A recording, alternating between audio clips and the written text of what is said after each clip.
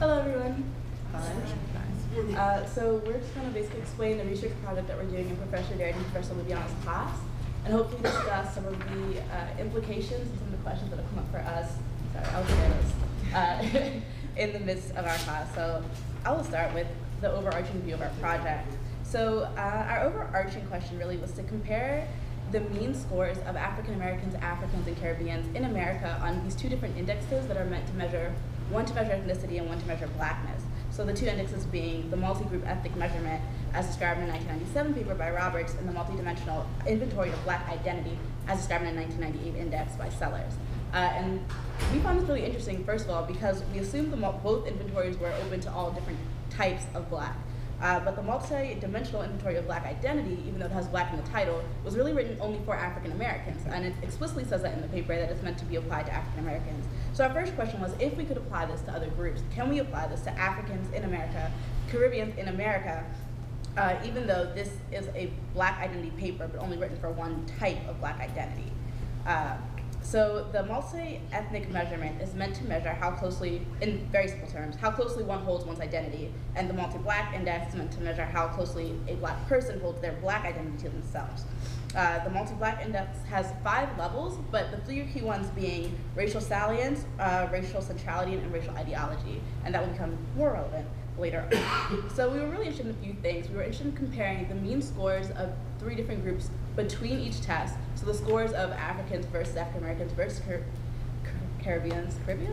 I'm struggling. On the blackness index and on the ethnic index, and then the scores between groups. So what is the proportion of success on the ethnic index and on the blackness index, and is there a difference?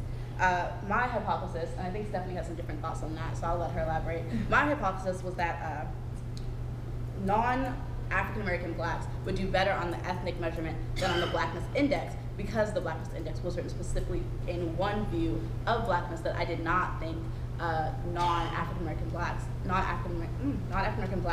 held. Yes. So anyway, not only do we want to discuss whether we could apply the black index to different groups of blackness, but we also wanted to take on a claim made in the paper that the salience of black identity was dependent on context, that in different situations, the salience a black person holds to their black identity changes, but one's centrality and ideology of black identity did not change.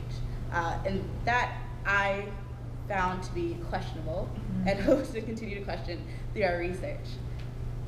Yes. So, in our class taught by Professor Lubiana and Darity, one thing that really stuck with me is that we were interested in moments.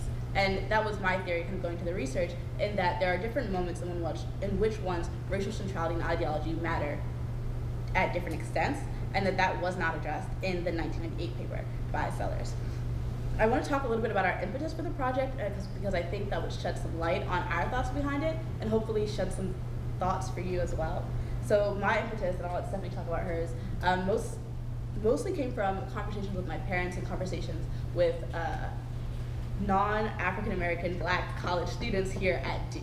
So my father is from Nigeria and was born in early 1960s Nigeria at a time when ethnic tribal identity was very, very relevant, because it was during the lead-ups to the Biafra War, which was a civil war in Nigeria along tribal lines. Whereas my mother was born in late 1960s Baltimore to a grandmother who had March on Washington pins all around the house, and a mother who played James Brown's I'm Black and I'm Proud constantly for about 5 years straight. So, needless to say that my parents had very different ideas of blackness, and that my father didn't really identify with blackness. Whenever asked to identify himself, it was very strictly either Igbo or Nigerian, but never black, and definitely never African American, even though he's lived in this country for about 35 years. Whereas my mother, it was always black, maybe African American, but usually black. But in certain moments, so for example, in moments when they're watching the news and they see the slaying of another unarmed black male, and they look at my 12-year-old brother, who is African American but named Chinyere Amanze, and they look at him with the same look and a shared idea of blackness. And in that moment, even though my father does not consciously identify as black, his centrality and his ideology, and those are defined by Phillips in the paper as the quantitative measure one ascribes to belonging to the black community or the black group, becomes very central. In fact, it becomes essential, because the life of his son, of someone who he loves dearly, is completely woven into that identity. So, also, now on the other hand, talking to black students, I specifically remember a conversation with a friend who is Kenyan Somali. and asking her, and her saying that she did not realize she was Black until she came to college here. And I asked her if she thought she was purple or what really was going on. And she said no, but she didn't really understand the cultural aspects of Blackness until she came here, and I said that was fair. And I asked her if she then decided to self-identify as Black, and she said, well, no, I'm Kenyan Somali. And I said, well, then how do you see yourself in relation to Blackness? And she said, well, if there was a petition to save the Black Student Alliance, I would sign as a Black student, not as an African student in support. But if you ask me, I will tell you that I'm Kenyan Somali. And also in that moment, I noticed that racial salience and racial ideologies tend to change depending on your situation and your context. I have 2 minutes, so Stephanie will continue the paper. But the general gist is that we had a survey, and they had the same names, but one was the ethnic index, and one was the Blackness index. And we sampled populations of college students in terms of African American, Caribbean, and African. And then we took the means of their scores to see if we observed a difference and the portions of success between each measure. And as of now, we have observed no difference. Our sample size was only 27 when we finished the drafts. It is now over 60, so we have more work to do. But as of now, it seems that there really is no difference. And that leads me to question, again, in the theme of this conference, global Blackness, question mark. So in my thinking as of now, for an analogy, I see Blackness kind of as a zone, and the common thread being that due to phenotype, culture, etc., we can all enter or are sometimes forced into that zone. And even though there is a loose thread, it is a thread. And so, global Blackness, period.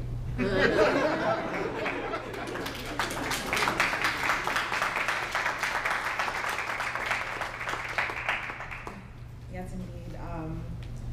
I think I want to go ahead and start with what's my version of the impetus. I identify as an African American, a Nigerian American, a Texan, Igbo woman, all depending on the day and my mood and my different social circles. Both of my parents are Igbo, Nigerians, and we're foreign born, so I'm a second generation African American here. And you know, identifying with that and being in the social community in Houston, Texas, where there are social spaces filled with other second generation African Americans and their parents who are foreign born, I guess it was really coming to Duke for me and being and interacting fully with students who fully identify as, you know, African American, regular Black, you know, the terms abound, as well as interacting with students who have come primarily to Duke and to America for their education, and very much identify as, you know, well, until coming to America, they wouldn't necessarily identify themselves as African, but with that label thrust upon them, African. So I guess that's definitely my impetus for looking at to what extent Blackness is global, and what are the vantage points that kind of measure that. And kind of hearing some of the other sentiments of people on the panel, Dr. Krishna, you know, mentioning that we have to kind of look beyond this community of diaspora as an assumed community in order to, I guess, validate the nuances. This is definitely in that spirit of deleting the deletion. And so looking more at the two different surveys that we had our respondents fill out, and our respondents either filled out the multi-ethnic identity measure or the MIBI, as previously mentioned. I just wanted to talk a little bit more about the multi-ethnic the multi-group ethnic identity measure.